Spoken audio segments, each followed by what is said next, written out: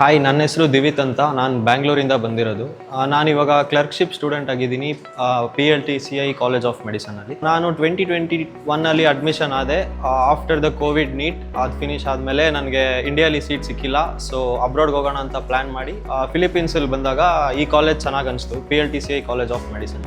ಡಾರ್ಮಲ್ಲೂ ಅಷ್ಟೇ ಎಲ್ಲ ಫೆಸಿಲಿಟೀಸ್ ಚೆನ್ನಾಗಿತ್ತು. ನಾವು ರೂಮಲ್ಲಿ ಎಲ್ಲ ತಮಿಳ್, ತೆಲುಗು, ಆಂಧ್ರ ಎಲ್ಲ ಕಡೆಯಿಂದ ಸ್ಟೂಡೆಂಟ್ಸ್ ಬಂದಿದ್ರು, ಎಲ್ಲ ಫ್ರೆಂಡ್ಸ್ ಆದರು. ತುಂಬ ಚೆನ್ನಾಗಿತ್ತು, ಸ್ಪೋರ್ಟ್ಸ್, ಅಕಾಡೆಮಿಕ್ಸ್ ಎಲ್ಲದೂ. ಆಮೇಲೆ ಕಾಲೇಜಲ್ಲೂ ಅಷ್ಟೇ ಎಲ್ಲ ತುಂಬ ಸಪೋರ್ಟಿಂಗ್ ಆಗಿದ್ರು. ಸ್ಟಾಫು, ವೀಸಾ ಎಲ್ಲ ಚೆನ್ನಾಗಿ ಕ್ಲಿಯರ್ ಆಗಾಯಿತು. ಅದಾದಮೇಲೆ ನಾವು ನೆಕ್ಸ್ಟ್ ಬಂದಿದ್ದು 4th ಇಯರ್ ಕ್ಲರ್ಕ್ಶಿಪ್ಪು.